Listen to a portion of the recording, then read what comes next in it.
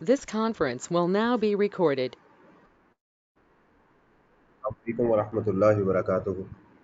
Rabbi इश्रह ली सदरी व यस्सिर ली अमरी वहलुल उक़दतम मिन लिसानी यफ़क़हू क़ौली। मेरा नाम डॉक्टर इमरान शहजाद है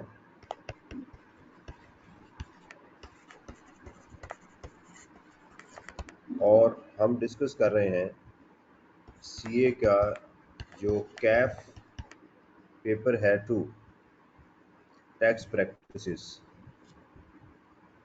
यानी, और इसके अंदर जो हमारा आज का जो टॉपिक है जिसके हम एग्ज़ाम की प्रैक्टिस करने जा रहे हैं वो है, उसकी जो इशू है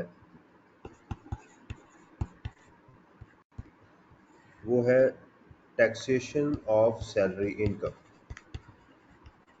टैक्सेशन ऑफ सैलरी के पाकिस्तान में जो सैलरी है उसके टैक्स के इश्यूज क्या है, वो कौन कौन से बेनिफिट्स हैं जो एक एम्प्लॉय को अपने एम्प्लॉयर से मिलते हैं,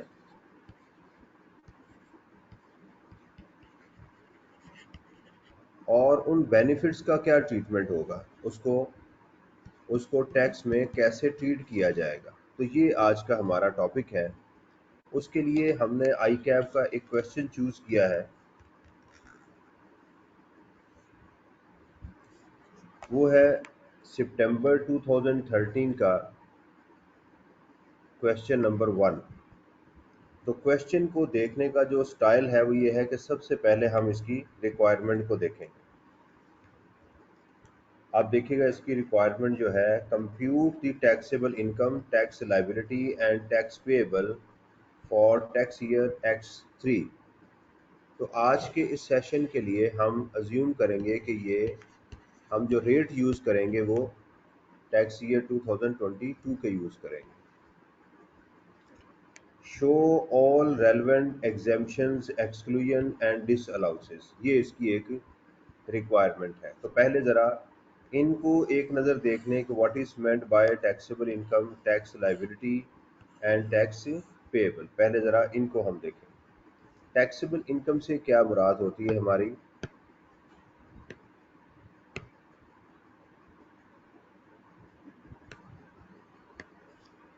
टैक्सेबल इनकम से मुराद है हमारी टोटल इनकम, यानी टोटल इनकम से मुराद income from salary, income from property, business income, capital gain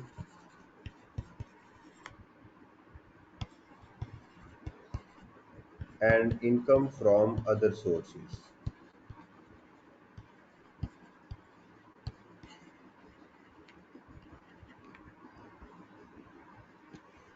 ठीक, ये आ जाएगी हमारे पास टोटल इनकम, और इसमें से हम लेस करेंगे डिडक्टेबल अलाउंसेस यानी zakat which is paid under zakat and ushr ordinance, profit on debt यानी इंटरेस्ट जो घर के लिए हो,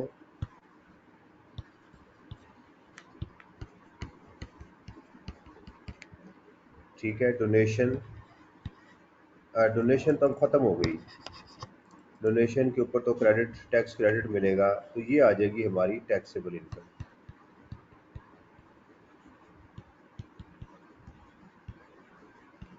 ठीक है जी। इसके ऊपर हम टैक्स कैलकुलेट करेंगे। एक मैं पहले फॉर्मेट आपको बता दूं। टैक्सेशन के अंदर अगर इंडिविजुअल का क्वेश्चन होगा तो हम इसमें ये पहले डिसाइड करेंगे ये सैलरीड है या नॉन सैलरीड। उसके लिए क्या करेंगे कि आपके पास यहाँ पर जो सैलरी इनकम है उसको टैक्सेबल इनकम पे डिवाइड करेंगे।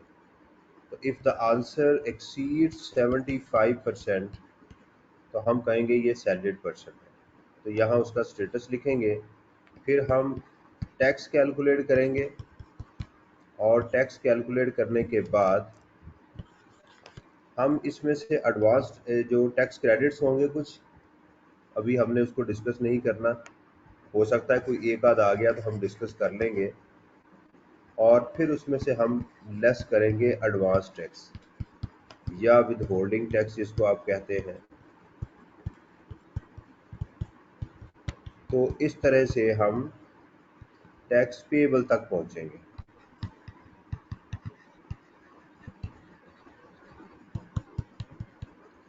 इसमें जो अभी मैंने एक वर्ड यूज किया है टैक्स क्रेडिट्स,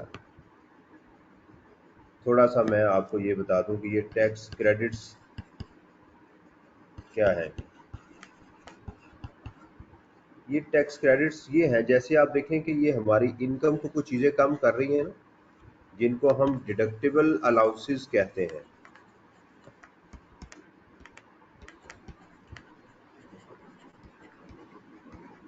सिमिलरली कुछ चीज़ें ऐसी भी हैं, कुछ एक्शंस ऐसे भी हैं जो कि हमारे टैक्स को कम करती हैं, जिनको हम टैक्स क्रेडिट्स कहते हैं।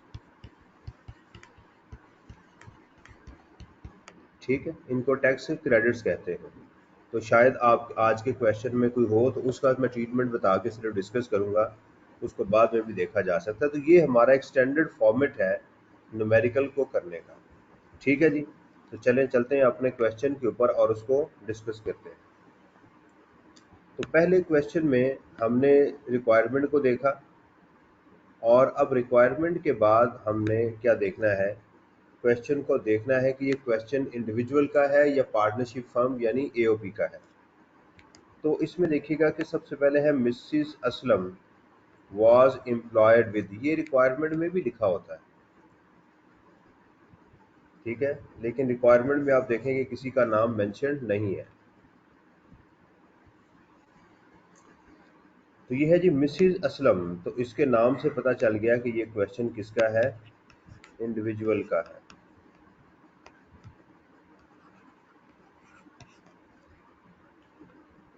On 30th June she resigned from her employment with SL.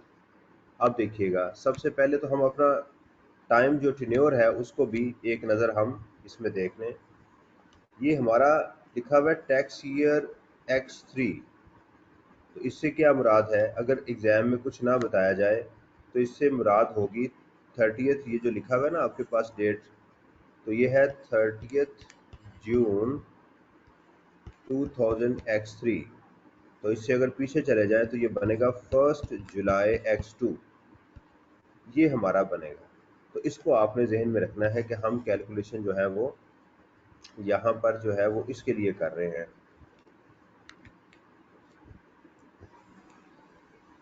On 30 June X2, यानी अब देखिएगा कि हमारा साल जो है वो शुरू हो रहा है 1 जुलाई X2 से। तो ये जो डेट है ये हमारे पीरियड में फॉल नहीं कर रही, ये पिछले साल की डेट है, यानी इससे पहले एक दिन है। She resigned from her employment with SL, Sahal limited से उसने रिजाइन कर दिया।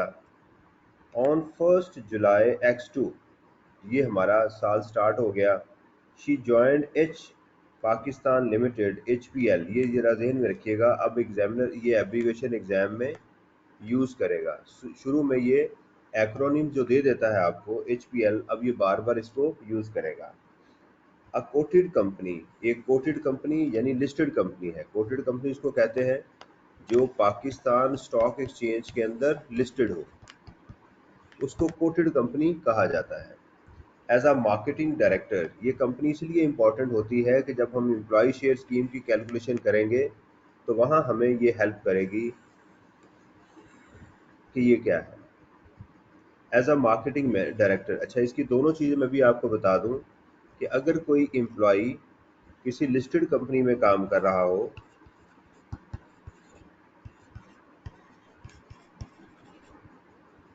तो उसकी दो चीज़ें आपने सैलरीड पर्सन के लिए ढूंढनी होती हैं। नंबर वन, कि इस क्वेश्चन में एम्प्लॉय शेयर स्कीम गिवन है या नहीं है, उसके ऊपर इसका इम्पैक्ट आएगा। और दूसरा देखना है कि आपने अगर इससे लोन लिया हुआ है,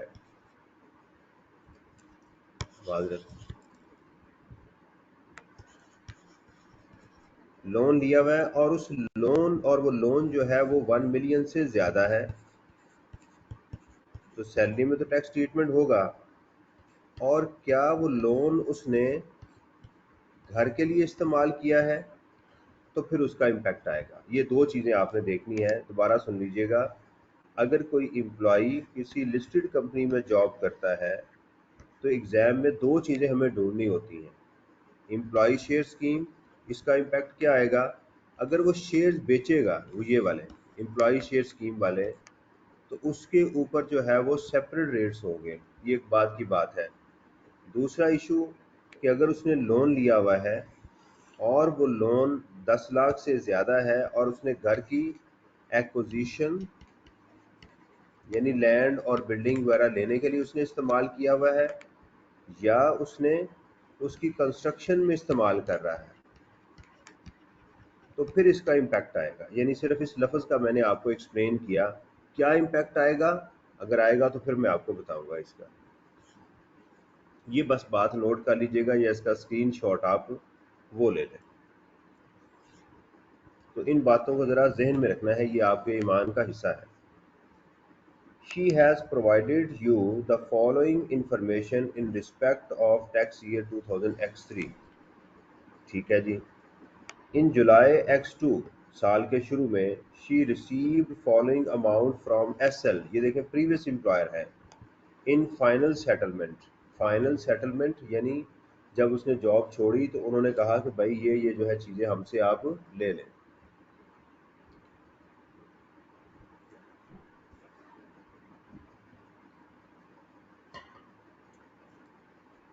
leave encashment amounting ₹95,000। Leave encashment, आपने छुट्टियां नहीं की, उन छुट्टियों के बदले में, उस छुट्टियों के इवज़ आपको कुछ अमाउंट दी जाती है, उसको लीव इनकैशमेंट कहते हैं। लीव छुट्टी को कहते हैं, रुखसत को कहते हैं। एंड कैश करना, उसको कैश कर लेना, यानी उसके पैसे मिल जाने। आपको छुट्टी थी, आपने नहीं की, उसके पैसे मिल गए आपको, उसको कहते हैं। और ये टोटली टैक्स है, ये यानी सारे का सारा सैलरी में ऐड होगा। इससे क्या मुराद है टोटली टैक्स से?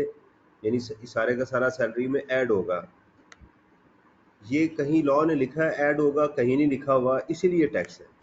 क्योंकि सैलरी में जितने भी बेनिफिट्स होंगे एम्प्लॉयज़ के लिए वो टैक्स होंगे, लेकिन चूंकि नहीं लिखा हुआ इसलिए ये ऐड किया जाएगा। एग्जाम्प्ट करने के लिए लॉ को लिखना पड़ता है। Gratuity of 500,000 from an unrecognised gratuity fund maintained by SL. Unrecognised जो ग्रेचुटी होती है, अगर लॉ एग्जाम में कुछ भी मेंशन नहीं है, इसका असूल ये है कि 75,000 मैक्सिमम, और ये जो ग्रेचुटी है इसका 50%। तो अगर हम इसका 50% कैलकुलेट करें, इसको आधा कर लें, तो आंसर आएगा हमारे पास 250,000, 2.5 लाख रुपया। तो which ever is lower, come amount मिलेगी, तो आपको कितना इसमें से कम हो जाएगा? ये वाली अमाउंट। तो हम एग्ज़ाम में क्या करेंगे कि 5 लाख में से 75,000 माइनस कर देंगे, तो जो टैक्सेबल अमाउंट आएगी वो आएगी 475,000, ये लिखेंगे। अभी मैं सिर्फ हर अमाउंट की कैलकुलेशन बता रहा हूँ। रीइंबर्समेंट, रीइंबर्स कहते हैं वापस कर देना। क्या बोलते हैं? वापस करना। आपने कोई खर्चा किया था, वो आपको पैसे मिल गए किसी के बिहाफ के ऊपर।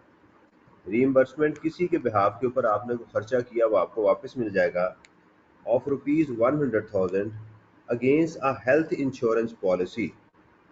यानी ये हेल्थ इंश्योरेंस पॉलिसी क्या है? Medical facility.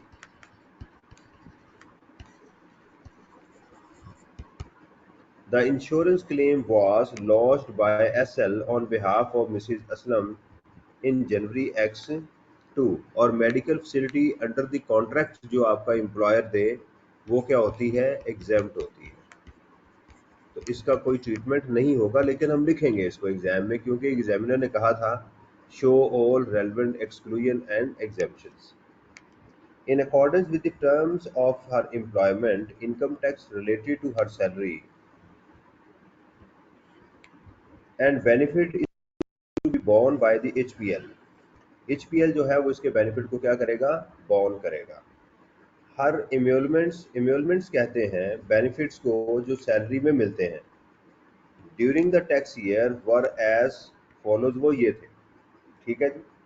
अच्छा, ये जो है ना tax borne by the employer, ये जो एक वर्ड है tax borne by the employer, इसको आज सीखेंगे कि ये कैसे कैलकुलेशन की जाती है।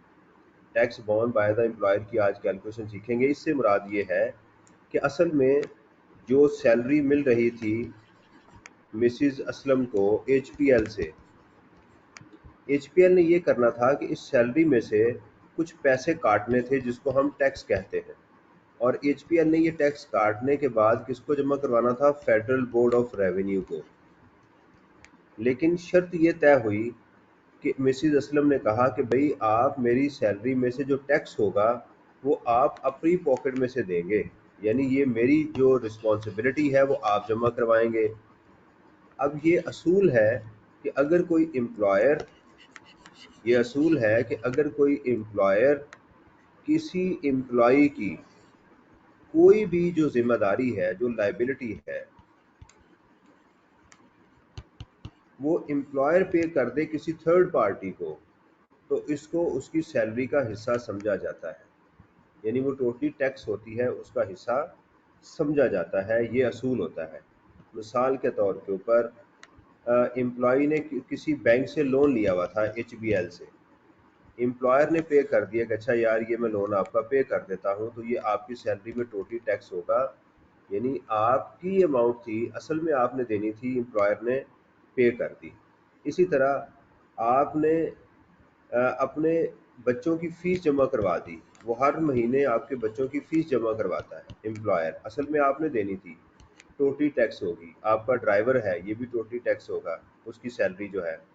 इसी तरह अगर आपने अपने एम्प्लॉयर को ही उनसे ही कोई लोन लिया हुआ था, जैसे ये मिसिज असलम है, और एम्प्लॉयर ने आपको लोन जो है वो मुआफ़ कर दिया, छोड़ दिया कि अच्छा यार चलो ना दो मुझे पैसे, ये भी टोटली टैक्स होगा। ऐसे ही है कि जैसे उसने आपकी ज़िम्मेदारी ख़त्म कर दी, तो आपने अपने एम्प्लॉयर को कुछ देना था, जो उसने आपको मुआफ़ कर दिया वो भी आपकी सैलरी में ऐड होगा, वो बेनिफिट गिना जाएगा।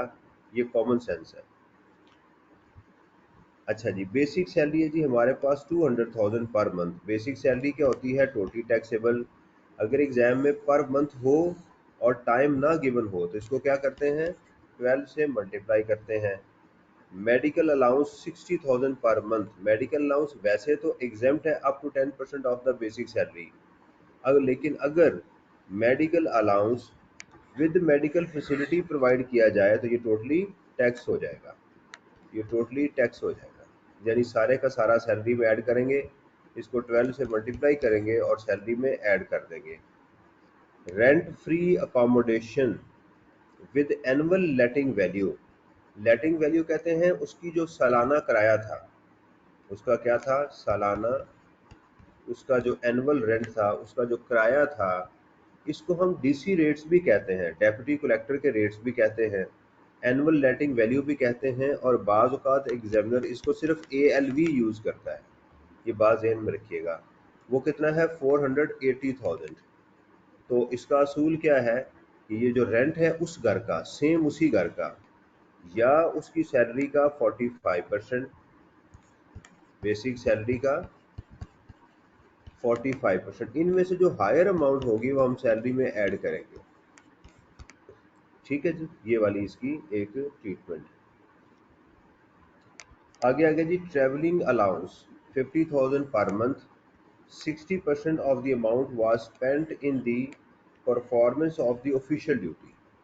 जो भी आप ऑफिशियल ड्यूटी के लिए कोई खर्चा करते हैं, कोई एक्सपेंस करते हैं अपनी पॉकेट से और आपको वापस मिल जाता है, या एम्प्लॉयर आपको देता है, उसका कोई ट्रीटमेंट नहीं होता, तो इट मीन्स कि हमारी ये जो 50,000 की अमाउंट है उसका, उसको हम अगर 12 से मल्टीप्लाई करें तो उसके 60% का कोई ट्रीटमेंट नहीं होगा। तो कितने परसेंट का ट्रीटमेंट होगा, जो पर्सनल है, और पर्सनल कितना है 40%। ये 40% कैसे आया, 60% में से हमने 100 में से 60% को माइनस किया तो ये 40 आ गया। मेरी स्क्रीन शेयर है और मेरी आवाज़ आ रही है, प्लीज़ मुझे टेक्स्ट कर दीजिएगा। अगर आप इस बात को सुन रहे हैं तो प्लीज़ मुझे मैसेज कर दें कि मेरी स्क्रीन आपके साथ शेयर्ड है और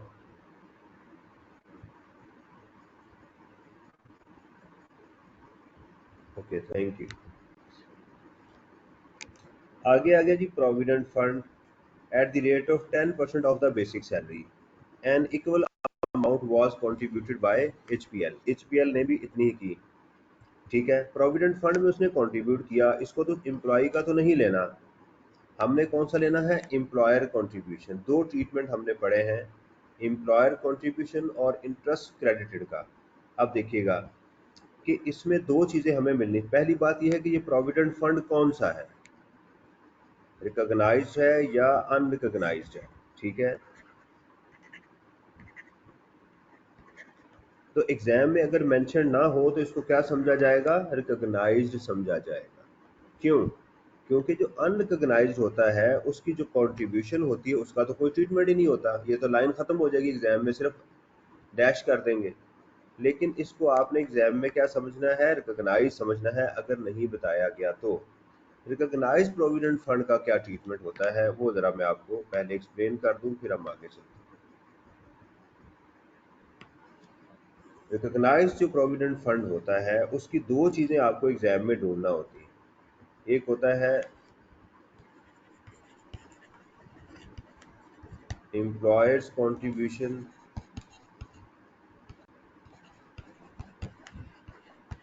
वो जो भी एग्जाम में आपने यहाँ लिख लेना है, इसमें से आप लेस करेंगे 10% ऑफ द बेसिक सैलरी और डीएनएस अलाउंस। इस क्वेश्चन में डीएनएस अलाउंस हमें नजर नहीं आया तो क्या करेंगे, 10% ऑफ द बेसिक सैलरी ले लेंगे और rupees 150,000 which ever is lower जो है वो यहाँ से लेस करें, ठीक है। अब यहाँ ये वाली अमाउंट तो हमें गिवन नहीं है, लेकिन उसने क्या किया, इस अमाउंट की उसने परसेंटेज बता दी कि वो कितनी है, 10%, ठीक है। तो हम क्या करेंगे एग्जाम में कि जो इसकी सैलरी होगी, ये देखिएगा इसकी बेसिक सैलरी कितनी है, दिस वन 200,000। मैं जरा इसकी कैलकुलेशन आपको करके दिखाऊं, 2 लाख रुपया इसकी सैलरी है। तो यहाँ पर कितनी अमाउंट आएगी, ये देखिए 200,000 इंटू 12, एनुअल होती है ना ये, इंटू 10%। तो ये देखिएगा हमारे पास अमाउंट आ जाएगी 2.4 मिलियन का 10%, यानी इसको अगर मल्टीप्लाई करेंगे तो 2.4 मिलियन का तो 240,000 इसकी वैल्यू आ जाएगी। तो वो हम एग्जाम में जो 240 की वैल्यू है वो यहाँ लिखेंगे।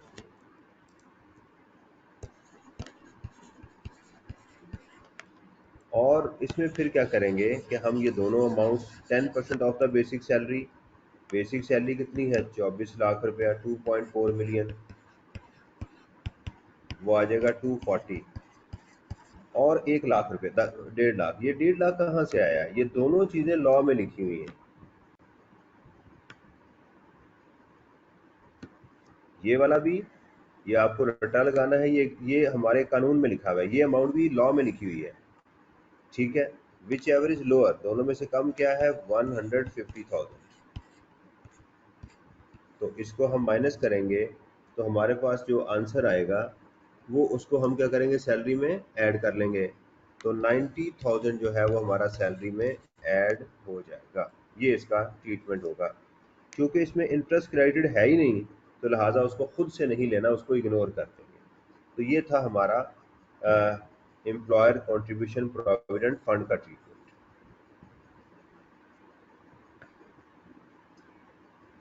अच्छा जी, उसमें हमारे पास जो अगली चीज़ है वो है हमारे पास एम्प्लॉय शेयर स्कीम। तो एम्प्लॉय शेयर स्कीम में हम देखते हैं कि उसने क्या किया।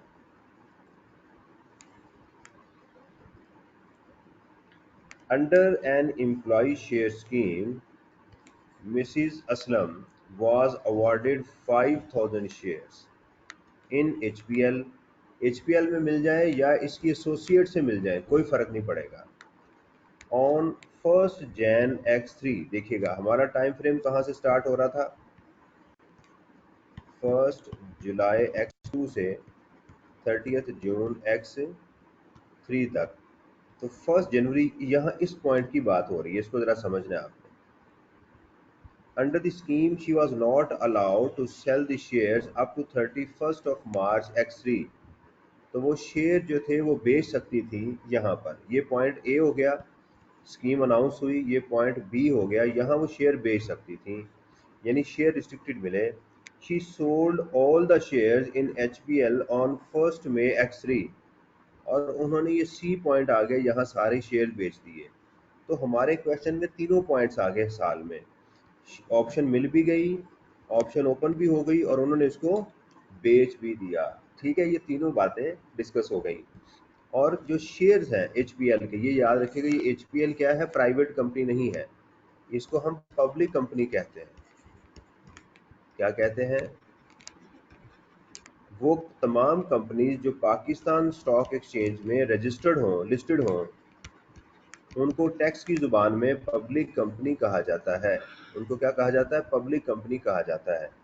और ये याद रखिएगा कि इस कंपनी के बेचने से जो आपको गेन आता है, उसके ऊपर नॉर्मल टैक्स नहीं होता। इस गेन को क्या किया जाता है? इसके ऊपर हम 15% टैक्स लेते हैं। क्या करते हैं? 15% टैक्स उसकी लाइबिलिटी में ऐड किया जाता है। ऐसा गेन, ऐसी इनकम जिसके ऊपर सेपरेट रेट लग रहे हों, सेपरेट टैक्स रेट पे किए जा रहे हों, यानी सैलरीड नॉन सैलरीड AOP के रेट्स ना हों, उसको हम सेपरेट ब्लॉक ऑफ इनकम कहते हैं। क्या बोलते हैं उसे? सेपरेट ब्लॉक, एक अलग दुनिया है। ये नॉर्मल नहीं है, इनके ऊपर नॉर्मल रेट नहीं लगेंगे। तो लिहाजा ऐसे गेन को इनकम में से बाद में माइनस किया जाता है।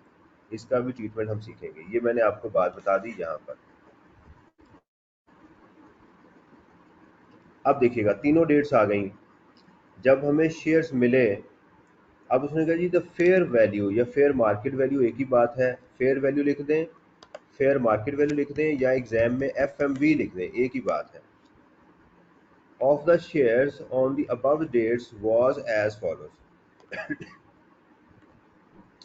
20 पर शेयर। जब हमें शेयर्स मिले उस वक्त इसका रेट कितना था? 20। चूंकि रिस्ट्रिक्टेड थे, लिहाजा ये हम इसको कंसिडर नहीं करेंगे। 28 पर शेयर यहाँ पर इनको मिले, तो ये हमारी वैल्यू है 28 जो टैक्स करेगी। और 32 पर शेयर के बेच दिए। तो आप देखिएगा कि हमें ओपन हुए हैं शेयर्स, ओपन हुए हैं 28 के, यानी अच्छा मिली कितने की? ये देखिएगा, ये बड़ा इंपॉर्टेंट पॉइंट था कि हमें चीज़ मिली कितने की है। अवॉर्डेड, कुछ प्राइस नहीं बताई गई। तो जब कुछ प्राइस ना हो तो क्या बोलेंगे? फ्री। अब जरा सुनिएगा, हमें एक चीज़ कैसे मिली? फ्री, कोई पैसा नहीं दिया। वो थी कितने की? 28 की। इस प्राइस को हम नहीं ले सकते क्योंकि इस दिन हमारी रिस्ट्रिक्शन लगी हुई थी। तो अगर शेयर्स की जिस दिन आपको मिले रिस्ट्रिक्शन लगी हो, तो उसको ट्रीट नहीं करते, नॉट एप्लीकेबल। तो ये लाइन हमारे लिए नहीं है। इसको दूसरे अल्फाज में समझे, ईमान इस्लाम की बात नहीं कर रहा, टैक्स के ईमान की बात कर रहा हूँ कि ये हमारे ईमान का हिस्सा नहीं है। ये ऐसे ही कंफ्यूज करने के लिए अमाउंट दी गई है, हमारी चीज़ थी। तो ये गेन किस में चला जाएगा? यानी हमें एक चीज़ 28 रुपये की थी और हमें फ्री में दे दी गई, तो ये 28 का जो बेनिफिट है ये कहाँ चला जाएगा? सैलरी में। अच्छा, उसके बाद जो हमने 28 की चीज़ थी वो बेच दी किसमें? 32 में। तो इन दोनों, तो ये जो वैल्यू है, जो फेयर मार्केट वैल्यू होती है, ये हमारी क्या होती है? डीम्ड कॉस्ट बन जाती है। इसी को अगली ट्रांजैक्शन के लिए कॉस्ट समझा जाता है। क्या समझा जाता है? Deemed cost.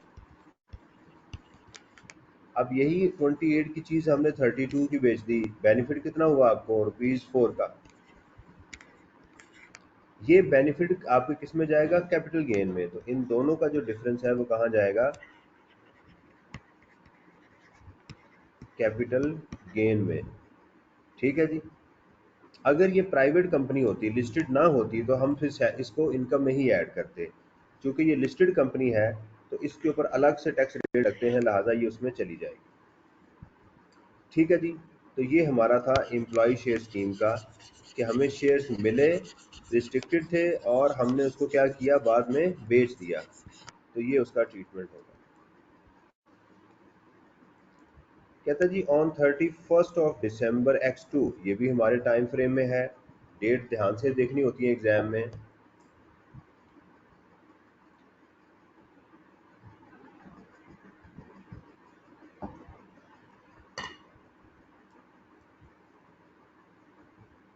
She received a loan of 400,000 from HPL, कोई ट्रीटमेंट नहीं होगा।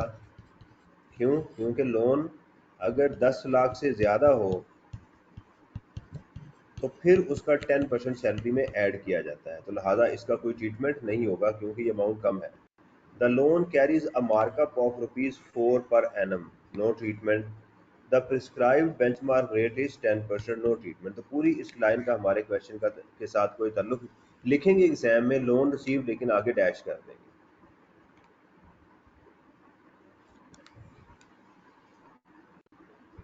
अच्छा जी, उसके बाद क्या आ गया जी, she won the best executive employee award of HPL and received a laptop having a fair market value of 100,000। कोई भी चीज़ वो आपके मेहनत की वजह से मिले, फ्री मिल जाए, आपने मेहनत नहीं की, कोई भी एसेट जो किसी एम्प्लॉय को दिया जाए, उस दिन उसकी जो फेयर मार्केट वैल्यू होगी माइनस अगर आपने कुछ पे किया है उसकी सैलरी में ऐड होगा, जैसे शेयर्स हैं।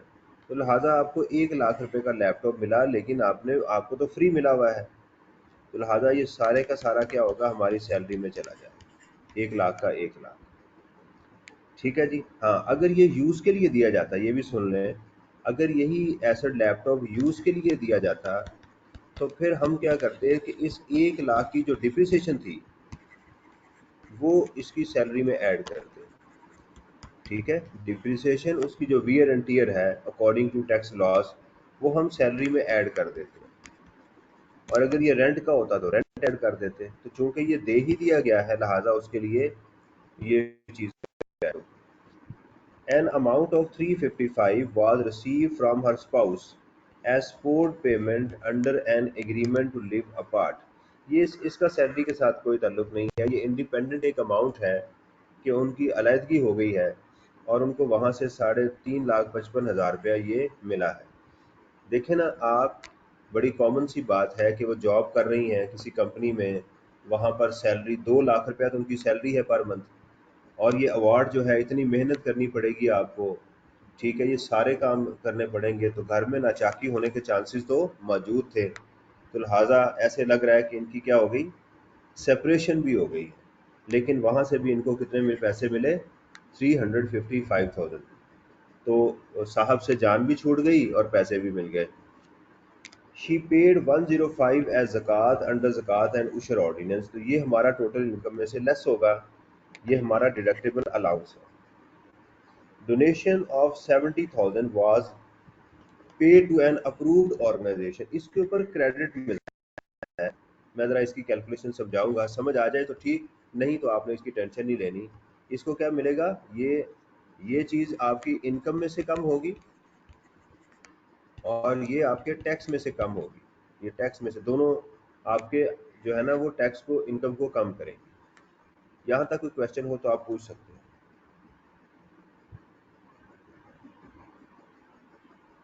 This conference will now be recorded. जी, आपका कोई क्वेश्चन है? आपको मेरी आवाज़ आ रही है?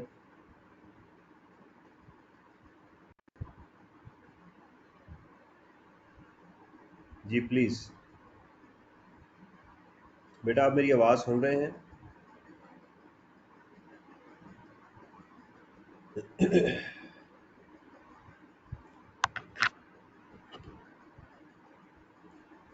आप लोगों का मुझे मैसेज नहीं आ रहा कि आप मेरी आवाज़ सुन रहे हैं या नहीं सुन रहे। कोई क्वेश्चन तो नहीं है आपका?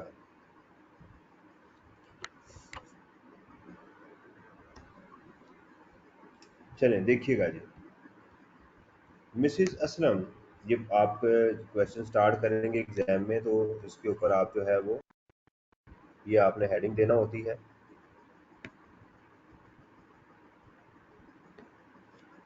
मिसिज असलम उनका नाम लिखेंगे, यहाँ इसके दरमियान में एक आप और लाइन भी लिख सकते हैं,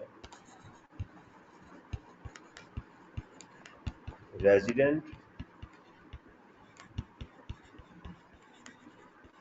इंडिविजुअल की, और उसके बाद टैक्स ईयर आप लिखेंगे। इसके आगे ये आप याद रखें कि इससे पहले ही आपने कतन जो है वो कोई चीज़ नहीं लिखनी, ये नहीं लिखना 30 जून वगैरह, ये बात नहीं लिखनी। Computation of taxable income and tax liability, salary from HPL, basic salary देखिएगा। अच्छा, इसमें देखिएगा क्या चीज़ आपने मेंशन करनी है। या आप यहाँ लिखेंगे 200,000, या आपने एग्जाम में लाजमी लिखना है इंटू 12, क्योंकि ये वाली अमाउंट एग्जाम में गिवन नहीं थी। अच्छा जी, उसके बाद है मेडिकल अलाउंस। ये यहाँ पर एक गलती मुझे नज़र आ रही है कि ये एग्जाम्प्ट नहीं होना चाहिए। ठीक है, ये टोटली टैक्सेबल है क्योंकि मेडिकल फैसिलिटी भी मिल रही है। अच्छा, मेडिकल फैसिलिटी देखिएगा पिछले एम्प्लॉयर से मिल रही थी इसे, हमें वो देखना पड़ेगा। बहरहाल यहाँ पर एक अजम्पशन है, लॉ में कहीं ये चीज़ मेंशन नहीं है कि मेडिकल अलाउंस सेम एम्प्लॉयर से मिल रहा हो या ना मिल रहा हो। अगर तो मेडिकल फैसिलिटी इनको पिछले एम्प्लॉयर से मिल रही है तो फिर आप इसको देख सकते हैं कि इसको हम एग्जाम्प्ट कर सकते हैं 10%, अदरवाइज ये टोटली टैक्सेबल होना चाहिए। लॉ में यही लिखा हुआ है, medical facility provided along with medical facility under the contract, तो टोटली टैक्स होगा। सेकंड शेड्यूल में ये बात लिखी हुई है। तो बहरहाल यहाँ पर उन्होंने जिसको माइनस किया है खालिद साहब ने, इसका आई कैप का सोल्यूशन भी देखने वाला है कि उसके अंदर ये बात कैसे है। Rent free accommodation 45% of this, और हमारे पास क्या था इसमें 480,000, विच एवर इज लोअर, ये भी आपने अमाउंट लिखनी है। जो हायर अमाउंट है वो टैक्स होगी। ट्रेवलिंग अलाउंस देखिएगा 50,000, 40% पर्सनल यूज में, और 12,000 ये भी हमारी सैलरी में ऐड हो गया। Contribution to recognise provident fund less exempt up to lower of 150 और 10% of the basic salary plus DNS allowance. तो डीएनएस अलाउंस तो क्वेश्चन में है ही नहीं, तो वो कितना हो गया 150। ये आपने ऐसे ब्रैकेट में लिखना है एग्जाम। ये आ गया हमारे पास। Employee share scheme 5,000 shares into 28, असल में 28 इसलिए लिखा है कि उन्होंने पे ही कुछ नहीं किया, तो लिहाजा सारे का सारा क्या होगा सैलरी में ऐड कर दिया जाएगा। Laptop from the employer free मिला था, ये भी सैलरी में ऐड हो जाएगा। जो जो आइटम्स मिली थी हमने सारी की सारी ऐड कर दी उसमें।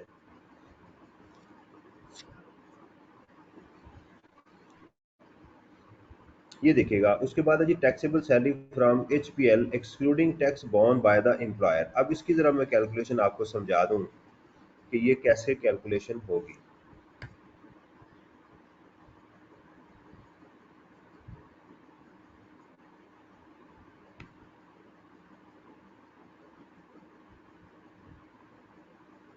इसके लिए आपको टैक्स रेट्स जरा ना वो देखने हो।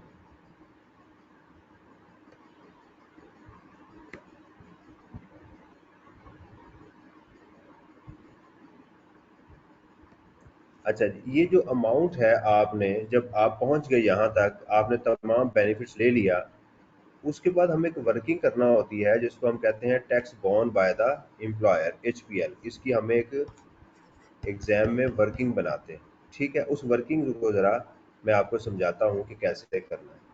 ये वाली अमाउंट आपने कम अज़ कम एग्ज़ाम में कोई 5 दफ़ा लिख लेनी है, यानी 45300000, 45300000, 45300000, 45300000, 45300000 लिख दिया आपने। अच्छा जी, उसके बाद आपने ये करना है कि टैक्स रेट्स अपने सामने रख लेने आपने।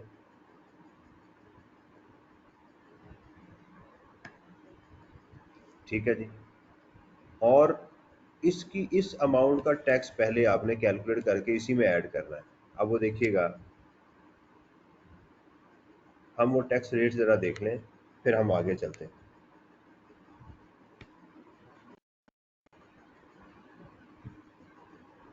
और यहाँ पर आपने सिर्फ सैलरी का ही रेट देखना है।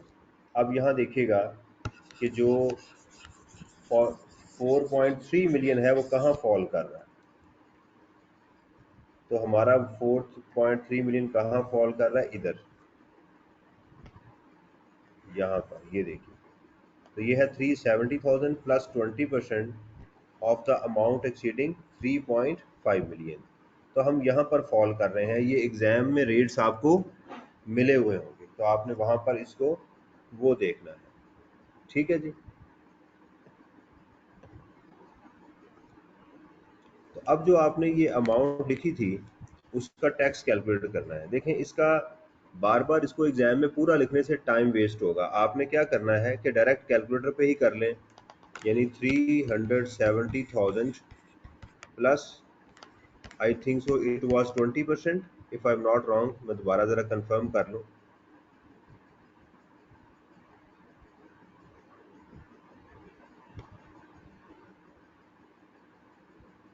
20%, जी बिल्कुल सही। तो 20% ऑफ द अमाउंट, कौन सी, ये वाली अमाउंट जो है वो आप यहाँ लिखेंगे 4530,000 माइनस एक्सीडिंग वो लिखा हुआ था 3.5 मिलियन। अब देखिएगा, मैंने सिर्फ ये वाली अमाउंट यूज़ की है। ये आप, ये कहाँ लिखी हुई थी, हमारे टैक्स रेट्स में 20% टैक्स रेट्स में लिखा हुआ है, ये भी टैक्स रेट्स में लिखा हुआ है। तो आपने कैलकुलेटर पे डायरेक्ट क्या करना है, आपने इस अमाउंट को लिखना है, इसको कैलकुलेटर पे इसमें से माइनस करें। जैसे मैं अभी इसको खुद कर रहा हूँ, ये देखिएगा, तो मेरे पास आ गया 453,000 4.5 माइनस 35 मिलियन इंटू 0.2, 20 को 0.2 लिख लें और इसमें 370 को ऐड कर दें, तो ये मेरे पास इसका आंसर आ गया 576।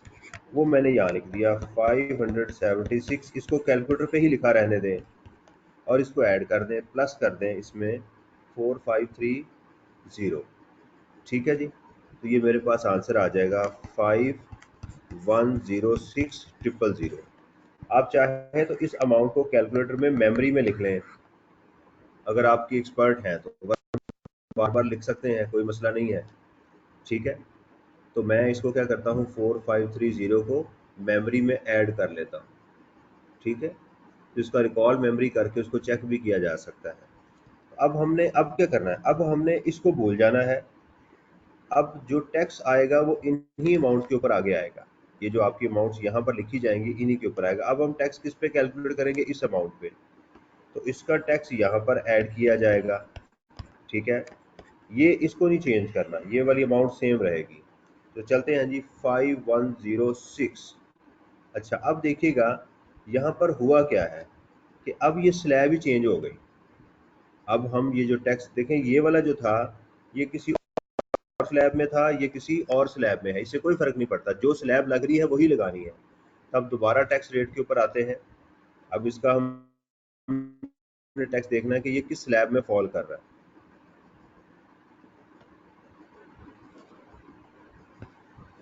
ये देखिएगा, ये हमारे पास जो नई स्लैब आ गई, ये 50 लाख से बढ़ गया है ना, तो इसमें आ गया 670 plus 22.5% of the amount exceeding 5 million. ये वाली अमाउंट आ गई इसके साथ। ठीक है जी, जरा तवज्जो कीजिएगा कि अब स्लैब चेंज होगी। पहले अगर इसी में रहते तो दोबारा इसी का कर लेते, लेकिन अब चूंकि स्लैब चेंज हो गई है तो हमें ये वाली स्लैब क्या करनी पड़ेगी, इस्तेमाल करनी पड़ेगी।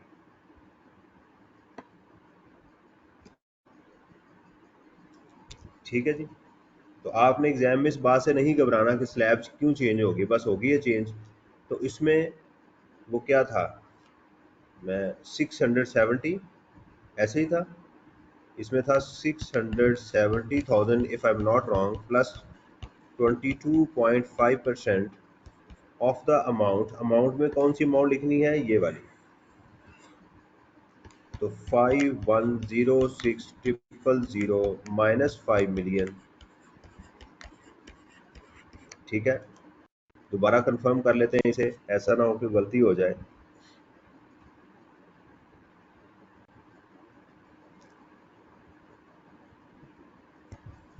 670 और plus 22% of the amount this. ठीक है, हम सही जा रहे हैं। तो अब हमने इसका टैक्स कैलकुलेट किया, हमारे पास तो आ गया 5106,000 माइनस 5 मिलियन। 106 आ गया, उसका आपने 22.5% लेना है, इंटू 0.225 मैंने लिख दिया, प्लस 670,000। तो ये मेरे पास इसका आंसर आ गया 693,850, ये आ गया जी मेरे पास। तो इसमें मैंने प्लस कर दिया रिकॉल मेमोरी, तो मेरे पास नया आंसर आ गया 5223850। अब नॉर्मली स्लैब चेंज नहीं होगी, अब आपको यही वाले रेट अप्लाई करने पड़ेंगे इसी तरह ही। अब यहाँ जो ये अमाउंट है यहाँ पर आप क्या लिख देंगे, ये वाली अमाउंट लिख देंगे, सारा फार्मूला सेम रहेगा। तो इसमें से माइनस कर दूं मैं 5 मिलियन, इनटू कर दूं 0.225, आपने प्रैक्टिस लाजमी करनी है, प्लस 670।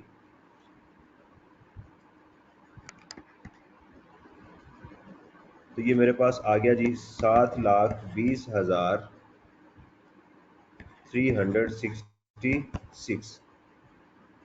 ठीक है जी, इसमें मैं ऐड कर दूंगा रिकॉल मेमोरी, तो मेरे पास आ जाएगा जी 5,2,50,366, ये आ गया। अब इसको इस जगह पर रखें, वही सेम कैलकुलेटर पे लिखा रहने दें, और इसमें से माइनस कर दें 5 मिलियन। क्यों कर रहा हूँ, क्योंकि ये टैक्स रेट उसका लेना मैंने, इंटू 0.225, और प्लस अगर कोई कैलकुलेशन गलत हो तो उसके लिए माजरत। तो मेरा नया आंसर आ जाएगा इसका, ये इसका टैक्स आ गया, ये अब इसका टैक्स क्या आएगा 726। ये एग्जाम में वर्किंग जरा शो करवानी है आपने, 332। ठीक है जी, इसमें हम ऐड करते हैं रिकॉल मेमोरी, तो ये हमारे पास नया आंसर आ गया 5256332।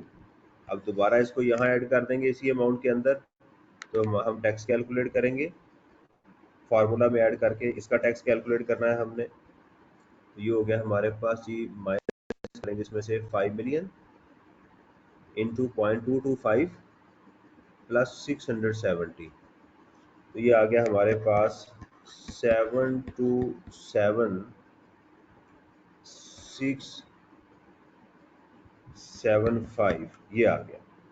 अच्छा, अब इसको रुकना कहाँ है, 5 स्टेप आपने ले लिए। अब देखिएगा ज़रा, ये बात ज़रा नोट करने वाली है कि मैंने क्या किया। देखिए अभी फ़िलहाल इसको ये समझ के सर ये क्यों किया, अभी इसको छोड़ दें, अभी फ़िलहाल इसको करते जाएं। ये अमाउंट हमारे पास थी, इसका और इसका डिफरेंस काफ़ी ज़्यादा है। नए स्टेप में गए तो इसका इसका डिफरेंस कम हो गया, इसका डिफरेंस तकरीबन देखें 6,000 रुपये का रह गया, यहाँ डिफरेंस सिर्फ 1,000 रुपये का रह गया। इसलिए 5 स्टेप लेने से जहाँ पर आपको लगे कि डिफरेंस कम हो गया है, एग्जाम में क्या और स्टेप लिए जा सकते हैं, मजीद 2-3 स्टेप्स भी लिए जा सकते हैं, अगर ये डिफरेंस कम ना हो, गलती ना हो रही हो तो आप कर सकते हैं मजीद 1-2। लेकिन चूंकि मेरा यहाँ पर डिफरेंस बहुत कम हो गया है, तो मैं इस फिगर को एग्जाम में यूज़ कर सकता हूँ। ठीक है, देखिएगा। अच्छा, ये जो फिगर आपको नज़र आ रही है, ये एक फार्मूला से कैलकुलेट की हुई है, ये मैथ की है, उसको मैं डिस्कस नहीं करूँगा, वो आप देखिएगा। ये वाली फिगर है जो ये वर्किंग की गई है, tax borne by the employer की, ये देखिएगा यहाँ से ये वर्किंग शुरू हो रही है, और ये वर्किंग यहाँ तक चल रही है। ठीक है, ये देखिएगा, ये वाली वर्किंग जो है वो चल रही है, ये वाली अमाउंट चाहिए, ये बिल्कुल एक्यूरेट अमाउंट है, यानी आप मज़ीद स्टेप्स लेंगे तो आप इस अमाउंट तक पहुंच जाएंगे। लेकिन मैंने एग्ज़ाम में, क्योंकि टाइम कम होता है, आप इसको मज़ीद एक स्टेप आगे, 1-2 स्टेप लेकर जाएंगे तो ये आंसर आपके पास ये वाला ही आ जाएगा। लेकिन इससे कोई फ़र्क नहीं पड़ता कि आप जो है वो क्या कर रहे हैं। ठीक है, तो ये वर्किंग का गलत मैंने रेफरेंस लिख दिया, ये यहाँ लिखना था। तो आज हमने इसमें एक नई बात सीखी कि tax borne by the employer 100% कैसे कैलकुलेट किया जाता है। तो हमारे पास ये वाली अमाउंट आ गई। अब इसकी सैलरी आ गई प्रीवियस एम्प्लॉयर से, एसएल से। ये आपने एक्रोनिम उसी वक्त यूज़ करना है अगर एग्जामिनर ने ये एक्रोनिम यूज़ किए हुए हैं, अदरवाइज आपने ये एक्रोनिम यूज़ ना करें।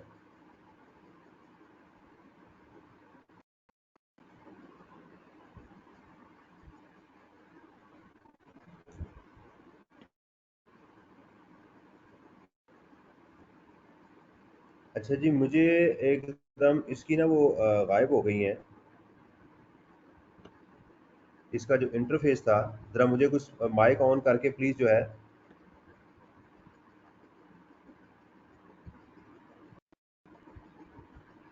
बेटा कोई माइक ऑन करके मुझे बता दे, ये मेरा ना इंटरफेस मेरे से गायब हो गया है। क्या मैं क्लास में हूँ?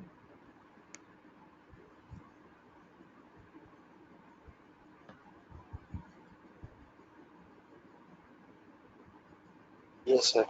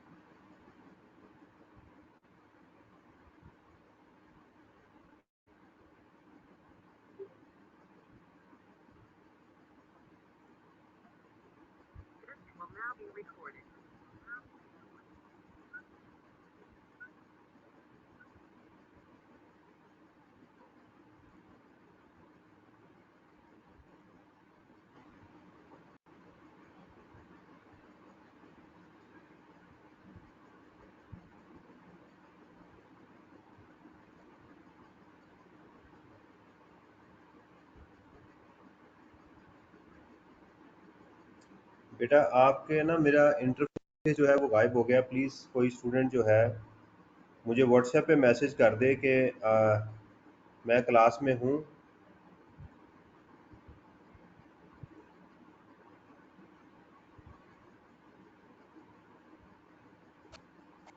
अस्सलाम वालेकुम सर।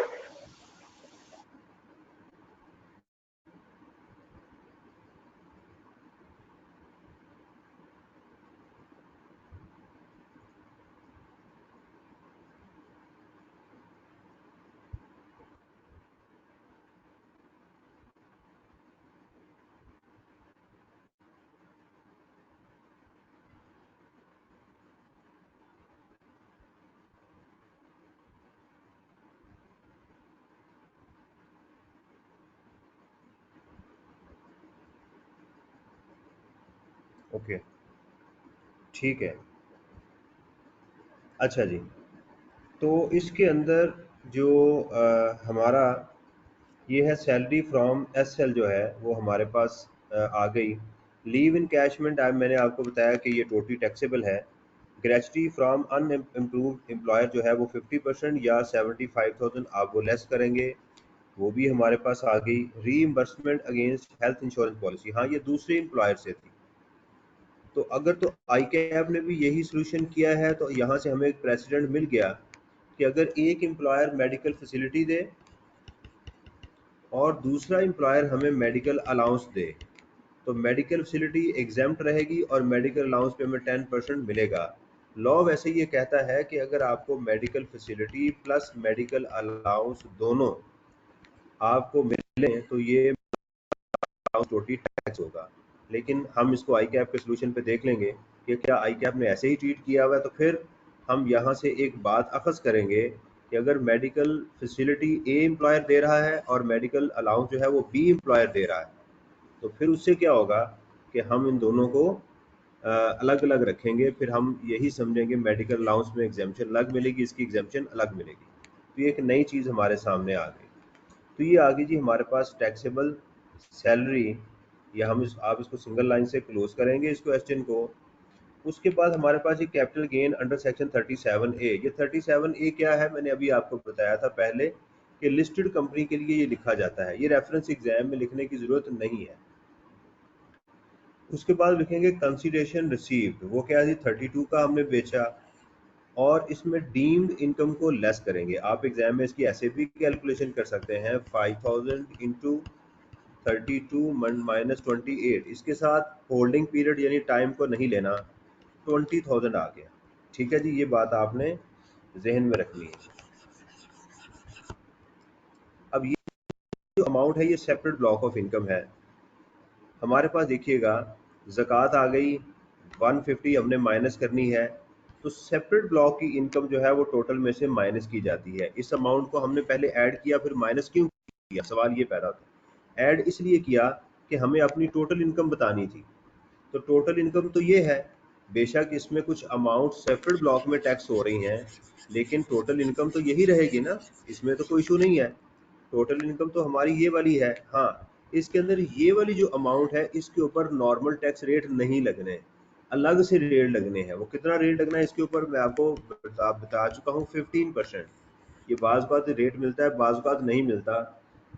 तो ये बात हम याद कर लें कि जो लिस्टेड कंपनी होती हैं उनके शेयर पे जो गेन होता है वो हमें उसका 15% टैक्स देना है इस साल के लिए। ये टैक्सेबल इनकम आ गई। टैक्सेबल इनकम के साथ बेटा डबल लाइन हमेशा लगानी है, आपने ये बात याद रखनी है। ये टोटल ब्रैकेट इसमें लगाएंगे माइनस ये टैक्सेबल इनकम आ गई। यहाँ तक हम पहुँच गए, आगे चलते हैं, बस आखिरी इसका स्टेप आ गया।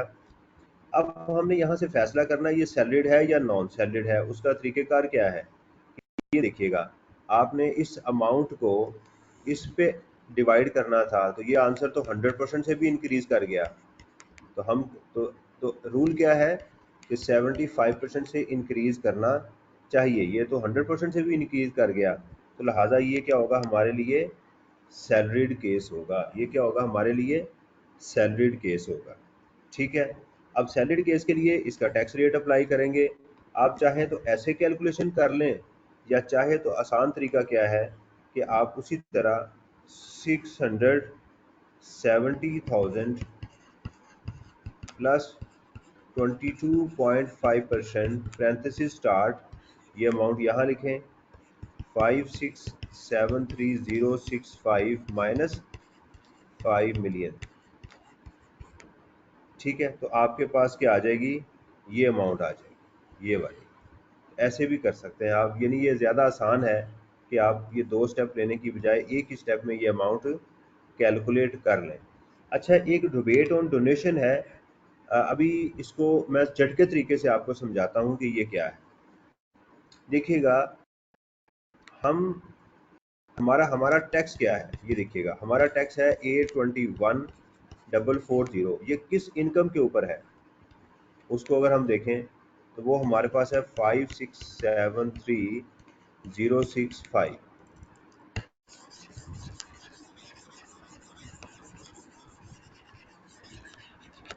ये देखें, ये वाला जो टैक्स है ये इस अमाउंट के ऊपर है। ठीक है, तो इसको हम बोलते हैं एवरेज टैक्स। क्या बोलते हैं, एवरेज टैक्स। यानी जो आप पेमेंट कर रहे हैं और जिस पे डिवाइड करेंगे तो उसको हम क्या कहेंगे, एवरेज कहेंगे। ठीक है, एवरेज, यानी इसको सिंपल अल्फाज में ये बार बार चीज़ आगे यूज़ होगी, एवरेज टैक्स। लॉ ये कहता है कि ये जो तुम एवरेज टैक्स पे कर रहे हो ना, ठीक है, वो जो तुमने डोनेशन दी है इस एवरेज की उतनी परसेंटेज तुम निकाल लो। अगर हम लेट्स सपोज मैं आपको इसकी एवरेज निकाल के आपको बताऊं, तो ये आंसर आ रहा है A21,440 डिवाइडेड बाय 5673065, और इसको अगर हम 100 से मल्टीप्लाई करें तो आ जाएगा 14.48%। यानी हम अगर आपसे पूछा जाए कि यार मिस असलम जो है वो इस वक्त अपनी इनकम पे नेट कितने परसेंट टैक्स दे रही हैं, तो आप कहेंगे सर 14.48% टैक्स दे रही हैं। ठीक है, लॉ ये कहता है कि तुमने जो डोनेशन दी है ना, जो डोनेशन है वो कितनी है, डोनेशन हमारी 70,000। तो लॉ ये कहता है तुम एक काम करो कि वो जो डोनेशन है ना उसका इतने परसेंट तुम अपनी इनकम में से कम कर लो। तो हम अगर 70,000 रुपये का इसको करें तो ये आंसर आ जाएगा हमारे पास 101,136। ठीक है, 10,136 रुपये आ जाएंगे हमारे पास। कि लॉ ये कहता है, मैं इसको दोबारा लिख दूँ, 10,136। वो कहता है इतनी तुम्हें रिबेट मिल जाएगी। दोबारा सुन लीजिएगा, कोई शख्स पाकिस्तान में डोनेशन दे अप्रूव्ड चैरिटेबल इंस्टीट्यूशन के लिए, ये बाद में पढ़ेंगे, तो जितना उसका एवरेज टैक्स होता है उतने परसेंट उसको टैक्स में बेनिफिट मिल जाता है। यानी डोनेशन जो उसने पे की है उसको अगर हम मल्टीप्लाई कर दें उसी के एवरेज रेट के साथ जो वो पे कर रहा है, एवरेज टैक्स रेट के साथ, तो ये उसका क्या आ जाएगा, टैक्स क्रेडिट आ जाएगा, उसका बेनिफिट आ जाएगा जो टैक्स में से कम हो जाएगा।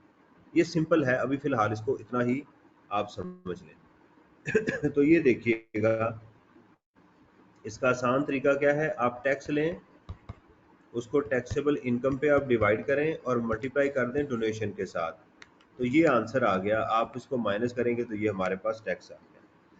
अब इसके अंदर जो हमने ऊपर अमाउंट माइनस की थी उसको हमने यहाँ पर लेके आ रहे हैं। ये 12.5% है, इसको देख लेंगे, मेरे ख्याल में ये 15% था। इस साल चेंज ना आ गई हो, इसको देख लेंगे, नीड्स टू बी कंफर्म।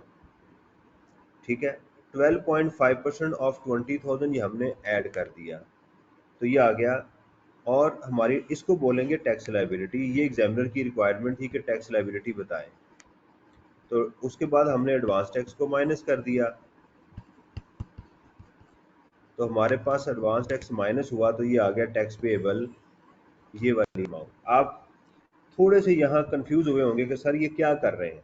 इसके लिए हम चलते हैं अपने दोबारा फॉर्मेट के ऊपर, जो मैंने क्वेश्चन स्टार्ट करने से पहले आपको बताया था, फिर वहाँ से आपको ये चीज़ ज़्यादा क्लियर होगी। ये देखिएगा, मैंने आपको बताया था कि हम टोटल इनकम तक स्टेप 1 में पहुंचेंगे। नंबर 1 यहाँ पहुंच गए, इसमें से ज़कात वगैरह माइनस करेंगे, और यहीं से अगर कोई सेपरेट ब्लॉक की आइटम हो, ये नोट कर लें, तो उसको भी लेस कर देंगे क्योंकि उसके ऊपर टैक्स कम लगना है।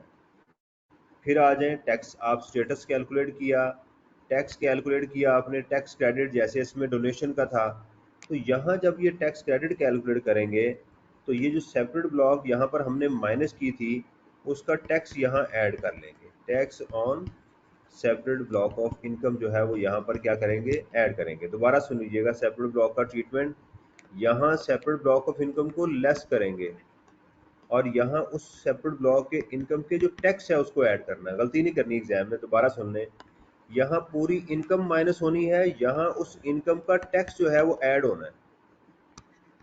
ये बस चीज़ आपने याद रखनी है। तो यहाँ पर दो चीज़ें नई आई तो हैं, लेकिन आप तसल्ली रखें, इसको जू जू करेंगे तो ये ठीक हो जाएगा। तो ये हमारा क्वेश्चन था जिसके अंदर हमने आज सैलरी को डिस्कस किया, कैपिटल गेन को डिस्कस किया, उसमें सेपरेट ज़कात आ गई, सेपरेट ब्लॉक ऑफ इनकम हमारे पास आ गई, डोनेशन आ गई, टैक्स क्रेडिट और सेपरेट ब्लॉक की एक आइटम आई है, एडवांस टैक्स भी मौजूद था। तो ये एक अच्छा क्वेश्चन था। अब अगर आप इसको एक दो दफ़ा लाजमी करें, एक दफ़ा नहीं, कम से कम दो दफ़ा इसको करें, ताकि इसके अंदर जितने सेक्शन हैं वो सारी चीज़ें आपकी कंफर्म हो जाएं। ये बात याद रखें, बहुत ज़्यादा क्वेश्चन करने से स्टूडेंट पास नहीं हो जाते। जो काम उसने किया है बड़ी तसल्ली से किया है तो उसके पास होने के चांसेस ज़्यादा होते हैं। तो आप मुझे बताइएगा, कोई क्वेश्चन हो तो वो कर लें, अदरवाइज जो है फिर मैं मीटिंग को एंड कर दूँ।